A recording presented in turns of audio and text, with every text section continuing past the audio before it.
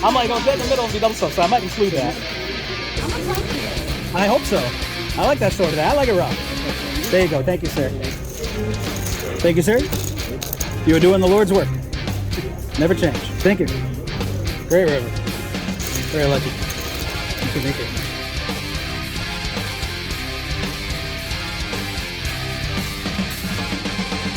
We're on the cutoff holding 10-9, 9-6, suited in clubs to our 10.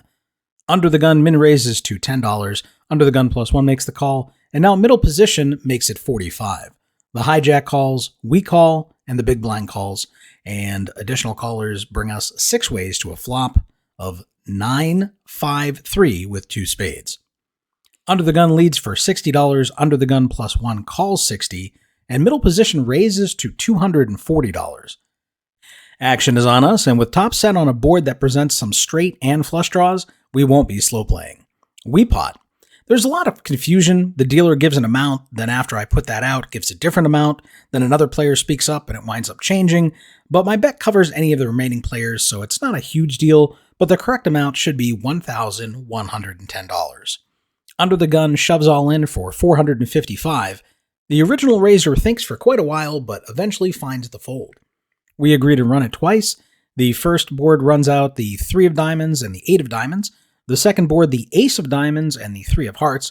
Our opponent has ace-9, 7-3 double suited, having flopped top and bottom pair. He makes a full house on both boards, but that is 3s full of 9s and 3s full of aces. And on both boards, I have 9s full of 3s, giving me the scoop. Thank you, sir. Thank you very much. With the double straddle to $20 on, we make it 75, holding ace-king, queen-10 suited in clubs to our ace. The hijack calls, the big blind calls, and the second straddler also calls, and we're going 4 ways to a flop, which falls king 8-5 with 2 clubs. When it's checked to us, we have top pair, top kicker, plus the nut flush draw. We block top set, and the 8 and 5 are too connected that we don't want anyone peeling off a free card to beat us by making a straight, so we lead right out for the full pot of $315. The big blind is the only caller. We go heads up to a turn, which follows the 7 of clubs. The straight comes in, but thank Poker Jesus, it also completes our nut flush. We bet $450. Eventually, our opponent folds, and we take it down. We're under the gun holding king-king, queen-2, suited in diamonds to our queen. I'd rather be playing this hand from a later position. The deuce really drags down its playability, but I'm willing to call one reasonable raise with it if needs be, and I limp in for 5. Under the gun +1 calls, the hijack calls, the button calls, and now the big blind can't help himself, making it $25. I never really understand these people making juicer raises out of position when they're going to be playing a bloated pot out of position against the entire field, but these guys love to do it, so away we go. We call 25, under the gun +1 calls, and the button calls. We're going 5 ways to a flop, which comes 7-7-2 with 2 hearts. It's checked to the button, who bets $50. We call 50 and we're heads up going to a turn. The turn is the 2 of spades. This is a good and bad card for us. We've now made an extremely disguised 3 of a kind, but if our opponent has a 7 in his hand, we're drawing extremely slim. Still, he bet on the button when checked to, so he doesn't have to have the 7 here. He could have just been playing his position. If he does have the 7, we're going to have a hard time finding the fold now that we've hit 3 deuces. We check, he bets 125, and we make the call. The river is the jack of spades. Once again, we check, and now the button bets 250. We think for a bit, but there's a variety of bluffs he could have in this spot, missed flushes, overpairs being the key likelihood, so we toss in the call. Unfortunately, we get the bad news as our opponent reveals ace-king 7-2 for the flopped full house. So that was from our session back on Sunday, September 25th. Not a ton of hands to share from this one, but we were in for 2,000, out for 2,892 for a decent profit of $892 on the day. Next up, I'm going to show you my session from Thursday, September 29th. We're in middle position holding king 8, 7-2 double suited in diamonds and hearts. The table's been playing pretty tight, and we opt to get a little out of line here and take advantage of that, and we raise the pot to a whopping $15. Our plan fails miserably as the button and both blinds call. The flop comes down ace 5-2 rainbow. When it checks to us, we decide to use our image as a type player to represent the ace, betting $50. Eventually, they all fold and we take it down. We're on the button holding ace-9, 7-7 with 3 diamonds. Under the gun makes the call for $5. Now middle position raises it to 15. The cutoff calls, we call the small blind, big blind, and under the gun call, and we go 6 ways to a flop, which comes 10-10-5 with 2 hearts. It's checked around. Here you go, homie. The turn is the 7 of hearts. When it's checked to us, we've turned the full house, and we bet $40. Since we're on the button and everyone has checked the flop and turn, it may look like we're stealing, so we could get looked up light. The original raiser in the middle position calls the 40. The river is the 3 of clubs, and now he bets $100 into us. It looks like it could be a blocker bet with an overpair that doesn't want to pay the full pot. I don't see him having 10-7, 10-5, or 10-3 all that often, although if he's got a suited ace in his hand, I suppose ace-10-7, ace-10-5, and ace-10-3 are possibilities, since there is connectivity for straights in all of those combos. If I raise, I don't think an overpair is going to call, and I'm not really sure I can squeeze additional value out of kings or aces up here, so if he happens to have a better full house, I'll just be value owning myself with a raise. For those reasons, I opt to just call the 100. He turns over 10-10-9-9 for flopped quads, and we're extremely unlucky to bink the 7 on the turn, but also extremely lucky we didn't go for the raise on the river. What I want to know is, why was Poker Jesus setting me up? I need to start praying more. The $20 double straddle is on. We're on the button holding ace-king, king-jack, double suited in hearts and diamonds, which is just a fucking monster. The hijack calls 20, and we raise the pot to 95. The guy on the double straddle calls 95, the hijack calls, and we go 3 ways to a flop of ace, queen, 3 with 2 diamonds. The guy in the double straddle shoves for 280, the hijack gets out of the way, and with top pair, a draw to Broadway, and the nut flush draw, we're never folding against a straddler. He only wants to run it once. Sorry about that last hand. I got you, fam. The turn is the 10 of clubs giving us Broadway. The river is the 2 of spades, and Poker Jesus is nutting all over us as we proudly expose ourselves, our hand, and win a nice pot. Very nice hand. Thank you. Best of dealer! Best of dealer! Our opponent reveals he had king 10, 7-4 double suited in clubs and diamonds, so he flopped a gut shot and smaller flush draw, and when we hit Broadway on the turn, it did give him the club flush redraw to escape, but unfortunately we dodged that river, and we win a night. We're in the big blind holding king 10, 10-9 with no suits. We go 5 ways to a flop, which comes king 9-8 rainbow. We're first act, and we flop top 2 pair, and double block the top end of the straight draws our opponents might chase. But again, this is one of those spots where many turn cards can put us in a difficult spot. You could check raise this flop as well, but given we block a lot of the holdings our opponents might bet this flop with, we figure we need to bet our own hand and lead for the full pot of 30. The cutoff is the only caller. I said I was sorry about earlier. Why aren't you answering my calls? The turn is the 9 of spades. Holy shit, Poker Jesus won't stop nutting all over us today, and we just bink the full house. We size our bet down to 50 into a pot of 90, hoping to induce our opponent to play back at us or at least continue chasing if he has some sort of draw. Unfortunately, he folds and we just show the 10s and announce blockers. We're under the gun holding ace-10, 10-4 double suited in diamonds and hearts and call the 5. Middle position, the hijack and the cutoff all call, and now the button makes it 30. The big blind calls, we call, the hijack calls, the cutoff calls, and we wind up going 5 ways to a flop, which comes ace of hearts, 10 of spades, 2 of clubs. We flop middle set, and we block top set, plus we have a backdoor wheel and heart flush draw. We opt to check, figuring the original raiser will likely try to represent this flop. It checks around to the button, who doesn't disappoint, betting 2/3 the pot of $100.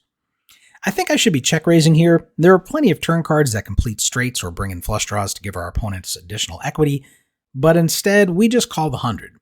I suppose that may give our opponent the impression if a straight card doesn't hit the turn that that's what we're drawing to, and they could continue their aggression, allowing us to get additional value out of their bluffs.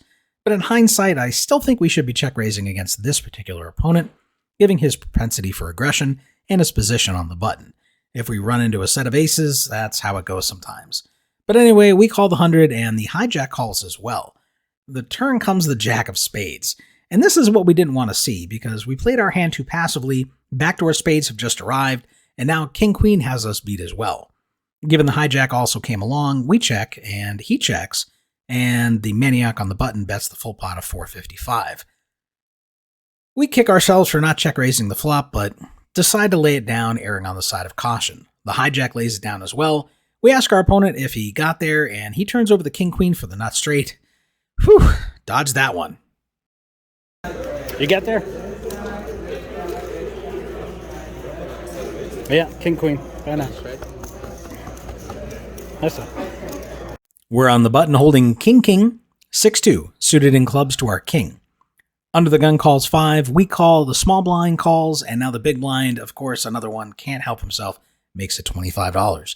Under the gun calls, we call, the small blind calls, and we go 4 ways to a flop, which falls king 5-2 with 2 spades. When it checks to us, we flop top set, we block some of the flush and straight draw cards, and given we're on the button and this flop is relatively dry overall, we opt to size down with a half pot bet of 50 to try and get value from a bluffy player that's likely to be suspicious of us here. Unfortunately, we don't get any takers, but at least we win another pot. We're in middle position holding 9-7, 6-5, suited in clubs to our 9. There are 3 limpers to us, and this can be a trouble hand. We have a rundown, but the gap in the cards is at the top. It's typically better if that gap is at the bottom or middle. Still, with 3 limpers, there's potential many of them have higher oriented cards. Perhaps the flop will favor our middle rundown, so we opt to come along. We have a family pot going to the flop, which comes queen 7-6 with 2 clubs. Early position bets $20, and this is one of those tricky spots. We flop bottom 2 pair, a bad flush draw, and a gut shot straight draw that won't give us the nuts. We have lots of potential to make something here, but we're also in a family pot, which means if other players come along, we could be flying blind with lots of made hands being second best to theirs. I really think if I'm going to continue here, I should be raising to take control of the pot, gain position on our opponent, and deny equity to stronger draws than our own. If I'm not going to raise, I should be folding here. I think I take about the worst line, and I just make the call. We go heads up to the turn, which falls the 2 of diamonds. Our opponent leads for 50. I'm not all that convinced he's very strong here. More than likely, he's betting a draw, trying to control the price he's paying for it, and my bottom 2 pair are most likely ahead, but I have to call since I have position on him, and we go to the river, which falls the 4 of diamonds. Now our opponent slows down and checks. While we have a blocker to the 5-8 straight, we still only have 2 pair. I expect if my opponent had the straight, he'd continue betting the river, so he doesn't miss any value from me. But I'm not convinced I can bet him off a better 2 pair or a set here if he happens to have it, and I decide to take my showdown value and see what he has.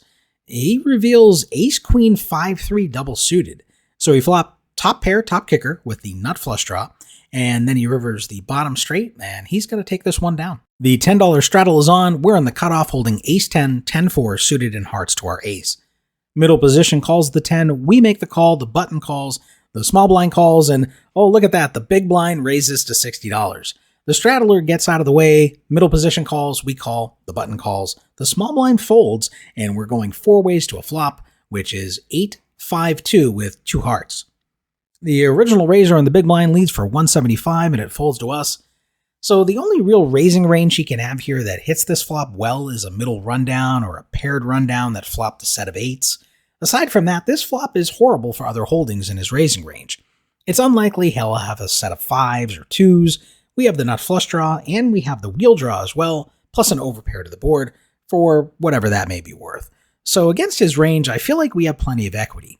If he's got kings or aces, he's got to be worried when we pot here, as he doesn't have the nut flush draw as backup, and if I have a rundown that hits this board, he's an underdog. So we shove all in for 635. Uh-oh, the button reshoves all in and has us covered. Now the original raiser shoves all in as well. Holy shit. Alright, well, one of these guys must have top set here. We agree to run it twice. The first board comes the jack of hearts and the king of spades. The second board, the jack of spades and the king of clubs. The button shows down 9-8-8-7 with 3 diamonds, having flop top set. And the original raiser shows up with king, jack 6, suited in clubs to his jack. So he makes a pretty bad overcall facing 2 shoves here, and he gets rewarded against the poor guy who flopped top set by hitting the last 2 kings in the deck on both runouts. Looking at the equities when the money went in, the opponent with top set had 53% equity 3 ways.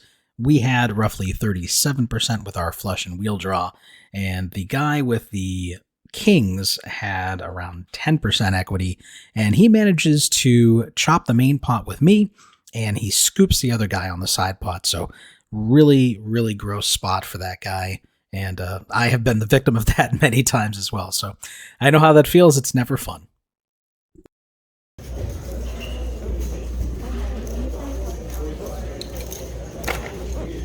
Thank you. The $10 straddle is on, and under the gun makes it 25. We're in early position and call with King Queen, Queen 9, suited in hearts to our Queen. Middle position in the straddle call, we go 4 ways to a flop, which comes Queen Jack 4 with 2 hearts. We flop top set and the third nut flush draw. When it's checked to us, this board is super wet, presenting multiple straight and flush draw possibilities, and while we fortunately block some of those draws, in a raise pot, it's not time to get cute, and we bet the full pot of 105. Only the middle position player calls. The turn is the 10 of diamonds. This brings in a backdoor diamond flush draw now. It also gives us the second nuts with a straight to the king. It's not the greatest of turn cards by any stretch, but with the second nuts, the full house, and flush redraws, our hand is too big to fail, and we once again bet the full pot of 315. Again, our opponent just calls. It's very odd. He could be getting sticky with a heart flush draw that's bigger than ours here. We figure that's what we're trying to fade. Hold my wine, bitches! The river is the 10 of hearts. Now the flush draw comes in, but we also make the nut full house. We have less than a pot size bet left, so there's nothing to do but get max value, and we shove all in for 485. Our opponent snap calls, we announce Queen's full, and he shows down King Jack 10-9, having flopped a wrap straight draw, turn the same straight as us plus 2 pair, and then rivering a smaller boat. So in this session, we were in for $2,000, and we managed to cash out for $2,801 for a profit of $801 on the night. Hey everyone, Anthony here. Thank you so much for watching. I wanted to address something that came up recently. Lex O Poker, a professional no-limit hold'em player from the Miami, Florida area, recently tweeted in regards to tipping as a professional player, and I'll show it on the screen here. But he caught a lot of flack online for his approach, and I understand as a professional player what he was trying to get across. I don't think he worded it as well as he could have, but I get as a professional player that over tipping can really eat into your profit. When you're losing, obviously the dealer isn't going to give you the tips back.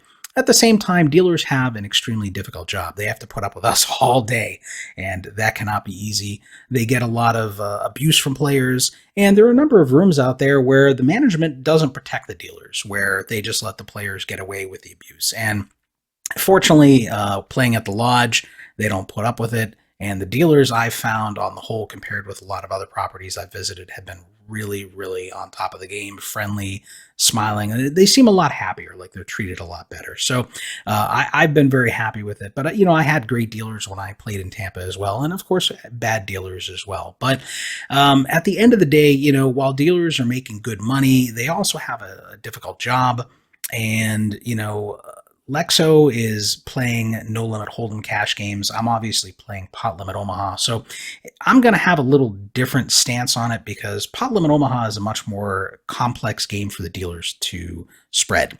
So they're going to be dealing twice as many cards to the players than they do in no limit hold'em.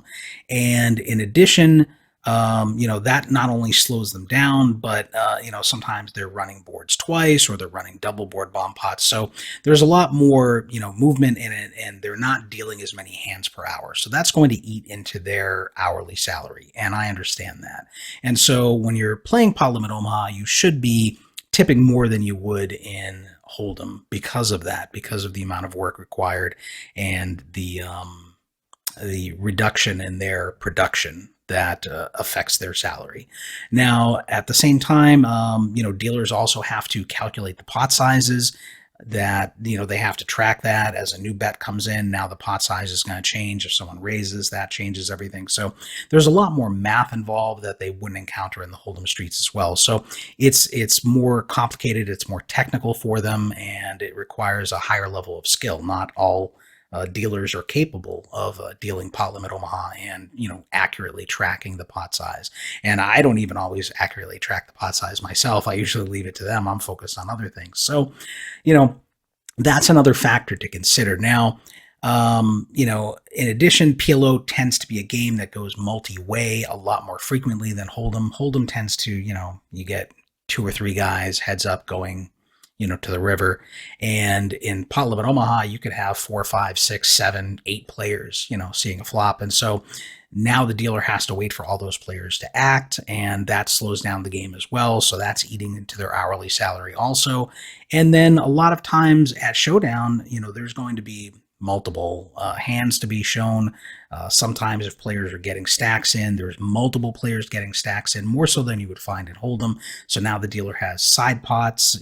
I've seen 3, 4 different side pots before. So now the dealer has to calculate all that, look at different hands, and split up the chips and award them to everybody. So it's just so much slower for them. So while my baseline tip is going to be anywhere from $1 to $5, generally speaking, for most pots, there are instances where the hand is more complex, it's more time consuming, there's more side pots, the pot is much larger, where I'm going to tip $10, $15, $20, $25. The largest tip I've ever given out was $100, and that was actually in Tampa to a dealer who dealt me a high hand that held up, and I won $1,000. And this dealer always came to work with a smile on his face. He was always friendly.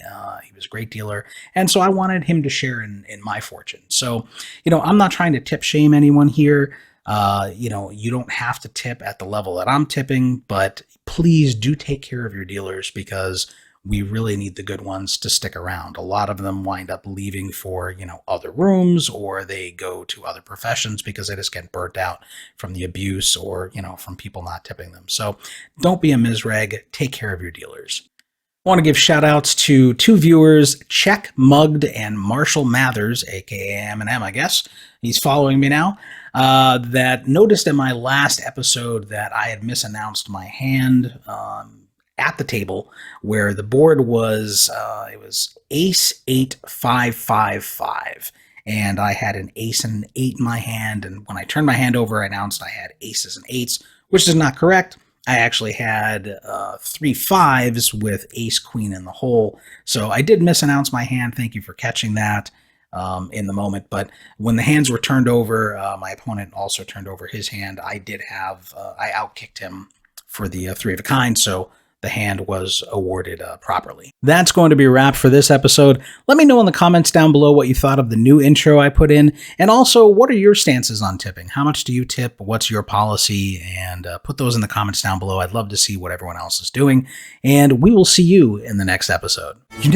After watching a video like this, sometimes I'll like it, sometimes I'll leave a comment, and sometimes I'll subscribe. Sometimes I'll even do all 3.